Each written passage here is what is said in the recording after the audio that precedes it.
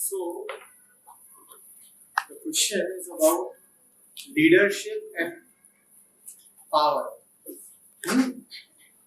What is the relation between them? Does a leader exercise power?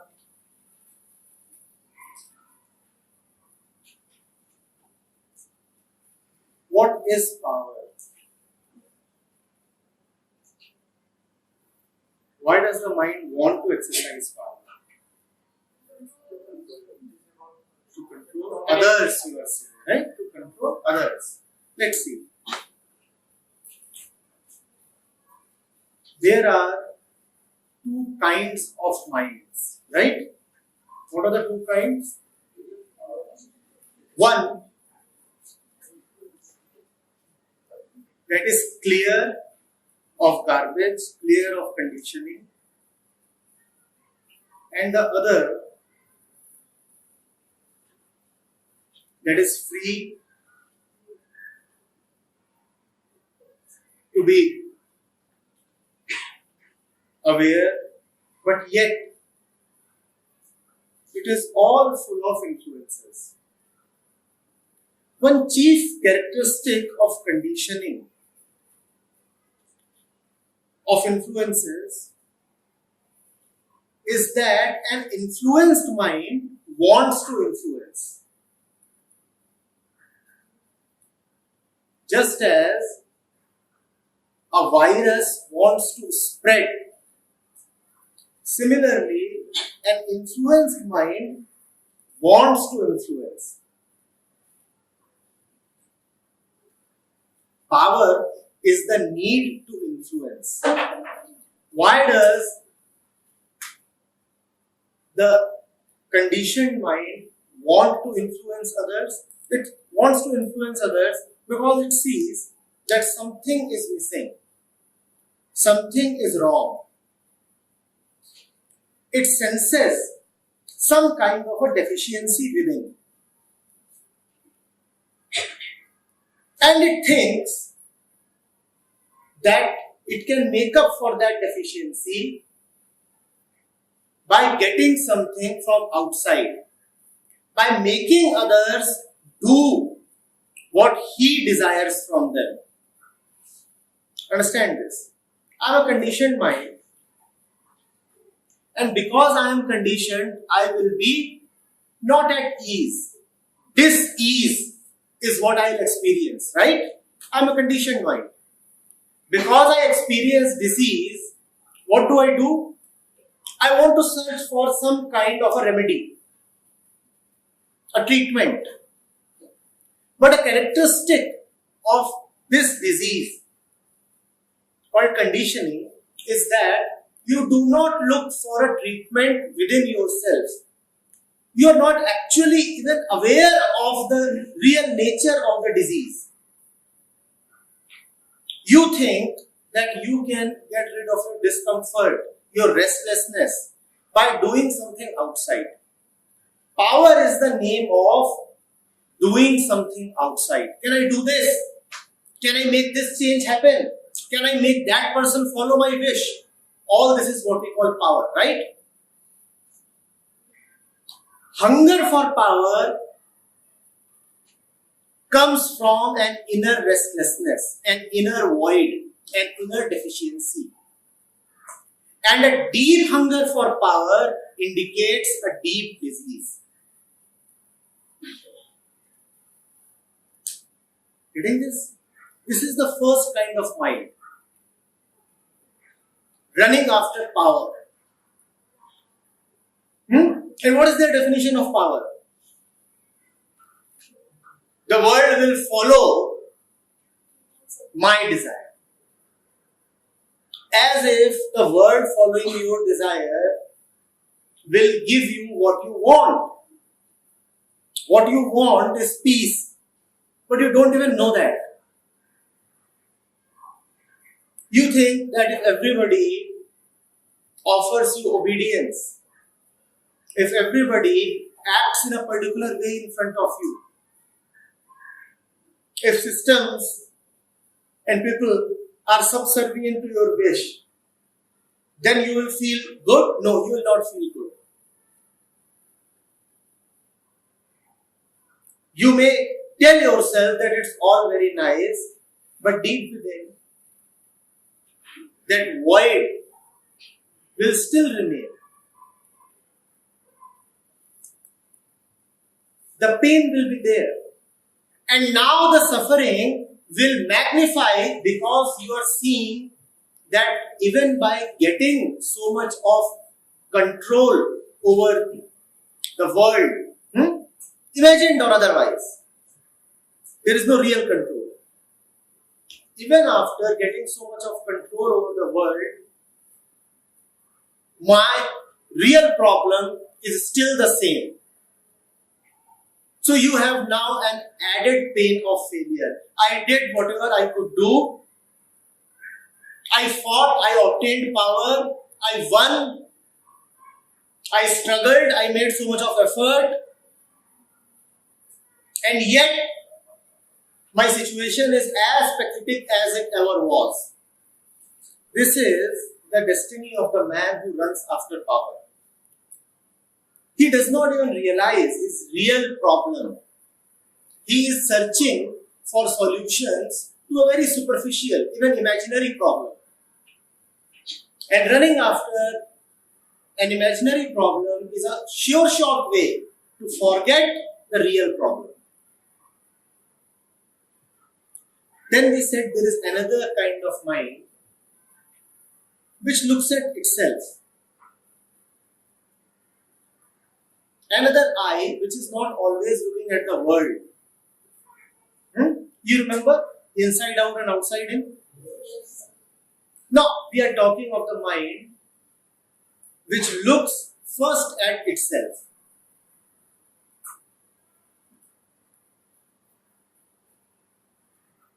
It says, before I try to influence anybody else, can I please change my own ways?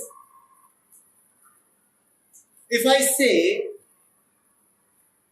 that the world needs a change, then it's me who is looking at the world, right? Am I sure that I am looking rightly at the world? Am I sure? I might be tipsy, I am drunk, out of my senses. And I think that there is something wrong with the world. I do not consider that I am unable to grasp the real nature of the world. But I say, there is this thing wrong with system, this thing wrong with my friends, this thing wrong with organizations. I do not realize that organizations are not what I am thinking of them. That the world is not what I imagine it to be. You see, there was a man. He returned home drunk. Totally drunk. Now he had locked his house from outside and he was carrying the key. So what is he attempting now? The lock is hanging and he is trying to open the lock with the key. But because he is drunk, so he is unable to put the key in the hole. He is attempting, but every time he brings the key to the lock, what happens to the lock? Yeah, the lock moves this way and that way, it sways. Now, someone else is watching him for a long time. It's half an hour and this man is unable to enter his house because he can't open the lock. So he says, can I come and help you? Can I come and help you open the lock? He says, no. I don't need help. Just hold the wall. The wall is shivering. The wall is shivering so much that I am unable to put the key in it. I do not realize that my mind is drunk. What do I say? The wall is shaky. Please hold the wall. The wall needs help. I don't need help. The wall needs help.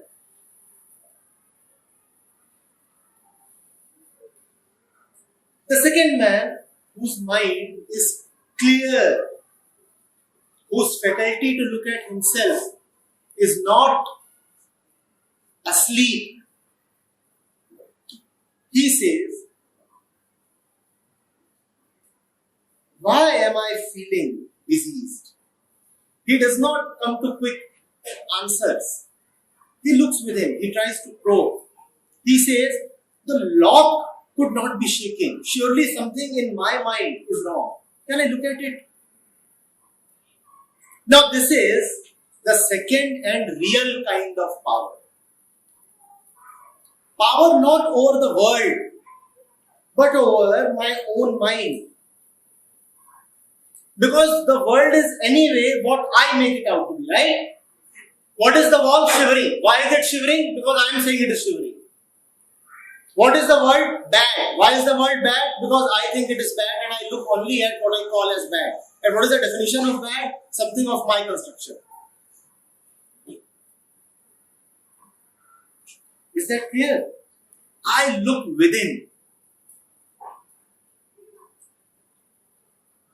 And what do I find there? I find that various forces have been trying to capture my mind.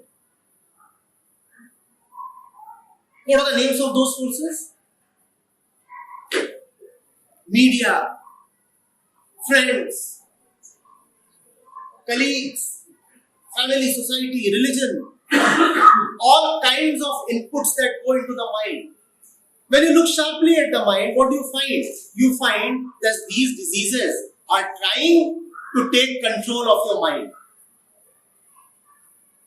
And because it's your mind, you must fight them, right? This is real power. I will not allow anything, anybody, any thought to take control of my mind. My mind is my seat. My mind is my throne. Only pure intelligence can sit there. No social influence. No influence of any kind. The real battle is within. This is real power. But what do I do instead? You see, I'm trying to fight 1,000 battles outside.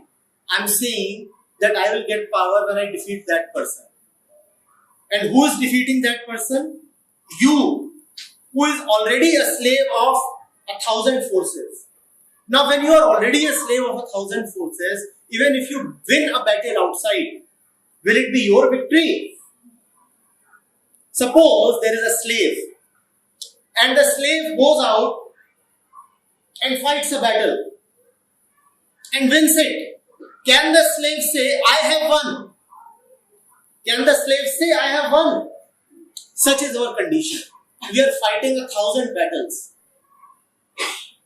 But when they are not our battles, when everything that we do is being dictated by influences, even our victory is not our victory. What we are calling as having power is not power at all.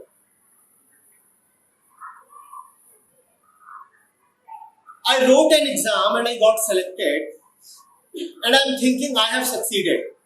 But why did I write the exam? I wrote the exam only because my mind was terribly influenced to write the exam. I was made to write that exam. Now, even if I succeed in that exam, is it my success? Is it my success? What right do I have to say that I have power and I use that power and I succeeded?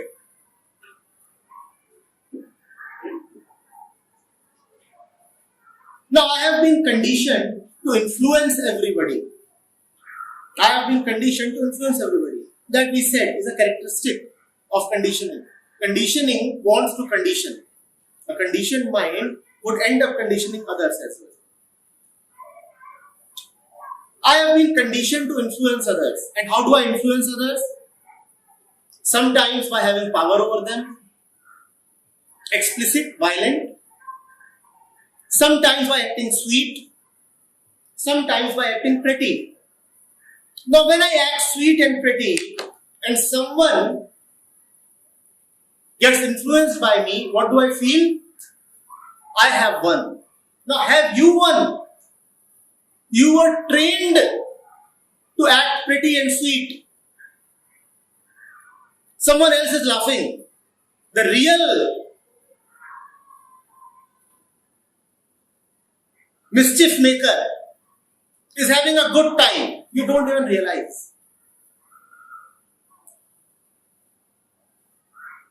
Ayn Rand has said that the most depraved man is the one who goes after power. She says the man who is running after power is the poorest man of all. Because real poverty lies within. His mind is extremely impoverished. He is starving.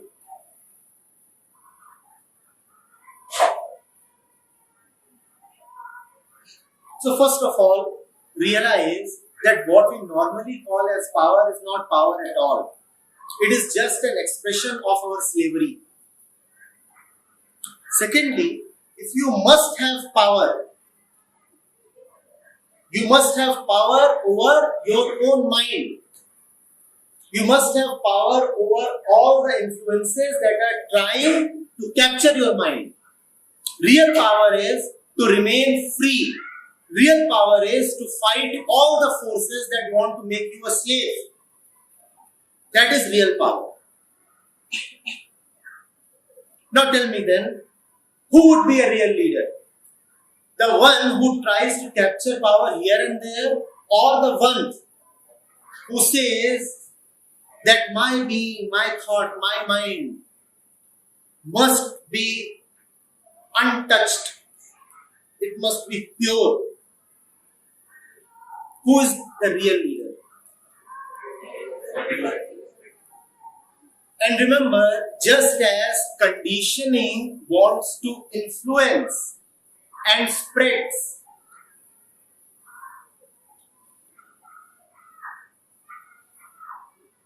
freedom from conditioning also spreads.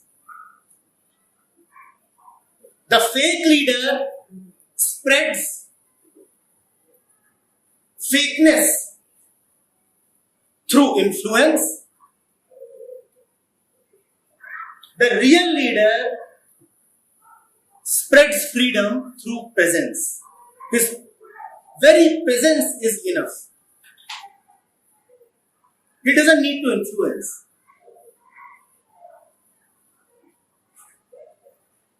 Getting it? Conditioning spreads through influence. Freedom from conditioning spreads through presence.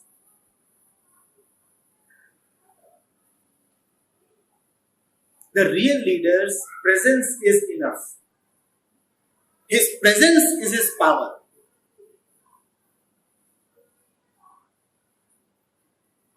The power of the fake leader comes from his designation, from all the things that have been given to him, from all the things that he has acquired from outside. In other words, all the influences upon him, his power, his so-called authority comes from there. Now all these things can be taken away, right? You are traveling in a big car, the big car can be taken away. You have a fancy designation, the designation can go. You have lots of money, the money can disappear. But the real leader, his action is not through what society has given him. His being is enough. That is the test of the real leader and the fake leader. The fake leader will collapse if you take away his designation, his identity, his name, his perks. He will have nothing left and nobody will listen to him. But the real leader, take away everything from him, yet he loses nothing. His authority does not come from what the society has given him. His authority rests within him. His own being is the authority.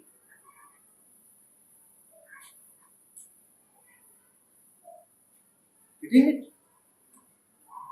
He does not say that listen to me because I am the chairman of such organization. He will not say that.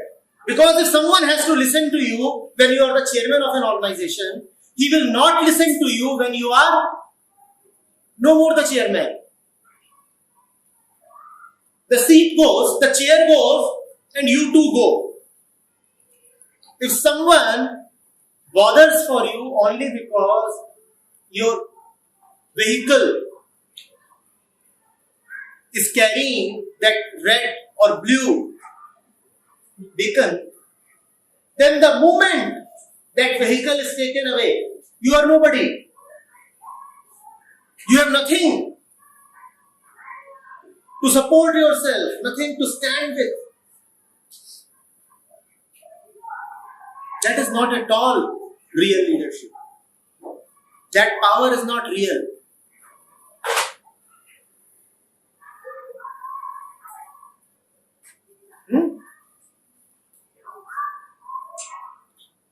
Is this becoming clear? I need to repeat many things because a lot of misconceptions are seated deeply in your mind. You have been carrying them since decades. In the morning session, someone said to me that what you are saying goes against everything that we have heard and read so far. So you need to pay great attention